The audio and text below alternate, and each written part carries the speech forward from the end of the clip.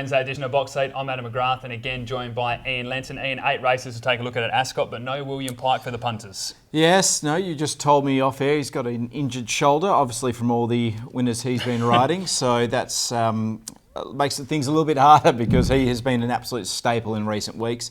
But we'll have to do without him, but there's some very good horses going around. Give some of these other jockeys a chance to dominate a race card, so looking forward to them taking their opportunity. Let's have a look at the conditions that we are going to be faced with. The movable rail is out 15 metres, we're running on a good 3. Now, mostly sunny day as well with 30 degrees expected, so perfect conditions for racing. Well, race number 1, we said we don't have William Pike, but we still have the Cerise and White. Yes, cool image for Grant Williams to be. Pike will be replaced by Clint Johnson-Porter, who is riding very well at the moment. And this horse was very impressive on debut. It was an outstanding performance. Well, that's the replay that we're going to take a look at now. A winner by a half head, and we'll take a look at that now. And Nordic Gem had led them by a length and a half to Bullamanka. Mr. McBoo. Pike goes to work on the debutant. Cool Image coming down the middle of the track. And further back came Rosita. Nordic Gem by the 200, still in front. Won't be for long though. Here comes Cool Image with its run. With 100 left to go, and Cool Image races up to Nordic Gem. There together. Nordic Gem will not lay down. He has to ride hard on Cool Image. It's driving. They went to the line. Very close.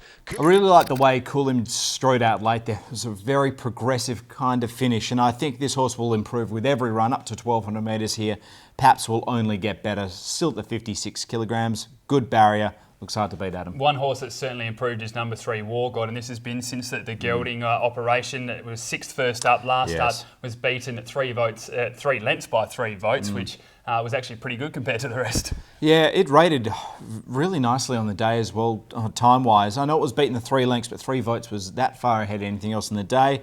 I think backing up here from an inside barrier, it is up a bit in weight, but this horse is improving with every run. Number 5, Gravy, and number 6, Kentucky Lass, both met each other at Northam on the 14th of October. Kentucky Lass won that day, but Gravy just stood in the gates, and the way that horse caught up to the field and then still attacked the line, I was really impressed with the performance. It missed the start by, must have been 5 lengths, and to get within 2.5 lengths of total eclipse, it was outstanding. Look, this is a really good chance. Gravy, if it just needs to jump, and then it'll be right in this. Let's take a look at selections then for race number 1, and I'm going to be tipping number 1, Cool Image, from number 5, Gravy, number 6, Kentucky Lass, and number 3, War God. I'm 1, Cool Image on top from 6, Kentucky's Lass, number 3, War God, and the 5, Gravy. Race number 2 at Ascot, it's Perth. Race number 5 for our Singapore viewers. It's over the 1,400 metres, and I'm looking forward to some of these going around, Ian, because we've seen George and Ernie, Incoming Tide, both perform on Saturdays, and Bazinho's another one that seems to be a pretty nice type and just keeps getting scratched for this better race. Yeah, look, the scratchings may be a little bit concerning, but that's not unlike that stable. They normally like to place their horses with good barriers. Bazinho was super impressive on debut. It was held up, only went down to a length and a half to the Cobbler, and Spirit Bird came from that race as well. That is the replay that we are going to take a look at because, as you mentioned, the form lines are very strong. So let's take a look at that first up performance now. In behind them to Barzino and Incoming Tide. Ros Martini's the leader. He's nursing at the 300. The Cobbler down the outside. Spirit Bird trying to come away from the fence to lay down the gauntlet. He has to go to work on Ros Martini, the Cobbler. Spirit Bird making it really work with 100 left to go. Ros Martini, the Cobbler. Spirit Bird keeps coming in the middle though, and Incoming Tide's running on. The Cobbler, Spirit Bird go to the line, locked together. The Cobbler. Yeah, luckless in the straight, Barzino. Would have finished a lot closer, and there's natural development to happen here second up.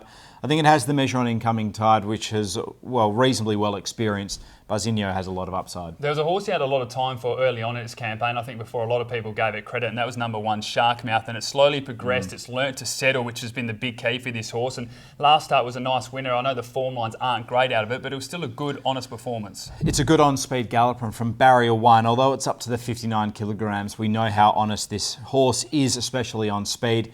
Just worry, Prayer and Sea was well beaten last start, and it was well beaten by Mulga as well. Which one do you prefer out of Annie's Luck and Incoming Tide? I'm not too sure. I'd probably lean towards Incoming Tide. Annie's Luck is a bit enigmatic at this point. His previous start behind Perfect Reflection was very good though. Let's take a look at selections then. I'm going to be tipping number 3, Bazinho. From number 7, Incoming Tide, number 6, Annie's Luck, and number 1, Sharkmouth. I'm 3, Bazinho on top from 7, Incoming Tide, the 6, Annie's Luck, and number 8, Indigo Aura.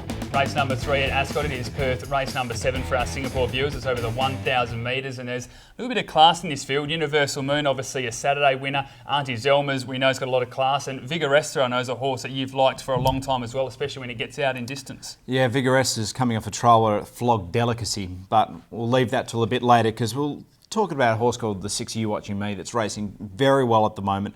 Drawn nicely, but there is a lot of speed in this race. It is a 6-year-old You Watching Me, and inconsistency has been the problem for it, but we've seen 2 good runs in a row, and we'll take a look at the last starter where it was beaten 2 lengths by Rosinski. You Watching Me, Jack and Sam pushing up near the middle. A rails run now for Profound Effect, but Brzezinski at the 200 kicked a length and a half in front. Profound Effect, the rail, You Watching Me, Vandemonium, giggity goo down the outside with 100 to go, and Rosinski still in front on the rails, running on his Profound Effect, but the fave keeps going, and Rosinski wins it. Rosinski has won it. You're really impressed on that occasion, the 6 You Watching Me. It's really capitalising on good runs in transit, so I don't want to write this horse off. It's in a good pocket of form, but I think the main form lines are probably coming from the 1 Universal Moon, the 7 Auntie Zelma. How impressed have you been with Universal Moon this campaign? Obviously led from start to finish when it won at Belmont on the Saturday. Last starter, it sat midfield and was beaten by a very classy one in Silver Stream on a pretty tough day's racing, but the type of form that she has, she should be winning a race like this. Yeah, I've always been a fan of her. I think she's more than capable to win a race midweek, but we are looking at a career record weight here, and it's more about what else is in the field. The 7 Auntie Zelma with the blinkers on, its previous start when going down 2 lengths to Silverstream is the barometer. Well, there's a lot of positives with Auntie Zelma, and we've seen this horse be able to go back and run on, but also sit closer and then finish off as well. And as you mentioned, with the blinkers on from barrier 3, I thought this was the main threat. Yeah, look, that last start, they sat back in the field. It didn't really pay dividends like it did the previous start. So I think they'll probably be more proactive here, but there is a lot of tempo in this race. Well, let's take a look at selections, and I am going to be tipping number 7, Auntie Zelma, from number 1, Universal Moon, number 5, Vigoresta, and number 3, Super 88. Same trifecta as you, 7, Auntie Zelma from 1, Universal Moon, 5, Vigoresta, number 6, You Watching Me. Race number 4 at Ascot, it's over the 1,200 metres. It is Perth, race number 9, and again, a really competitive field here. We've got Ashley Marley, who just seems to be striking goal with a lot of runners at the moment, having Red Publisher. Faint Dancer was a really good run behind Silverstream last start, and Saxophonus, always a horse that gets better as the campaign goes. Yeah, no, there's a lot of talented horses, even gallopers like Coruscation, Moet Me, and I guess the improved Lord Apollo we really have to pay a lot of respect to. But Faint Dancer, this is the best form lines, and this horse has always promised a very high level of class. Not a lot of horses ran on this day either, which was the big positive. Was 7th around the bend, ended up finishing 3rd behind Silverstream. We'll take a look at the closing stage of that run now. At the 300, and Silverstream canted up on the outside of Joyful Hope. He gives her an inch of rain. Regal Commander starts to close the gap though, with 150 left to go. Pike drew the whip. Silverstream responds. Regal Commander on the outside of it. Silverstream, Regal Commander, the Cereson won't go to the line. Quinella it. He's put in 2 very nice performances in a row, Faint Dancer. Firstly, the victory at Kalgoorlie in last start behind Silverstream, as you mentioned. Drawn nicely here, Sean O'Donnell on board, very little negatives. Tell us about Red Publisher then, obviously for Ashley Marley, as I mentioned, with the claim carries just the 55 kilos, and you go through some of the form lines and they're pretty strong. Yeah, it has a very high level of class, and this horse is dropping the 3 kilograms to 55. Clint John Supporter taking the ride.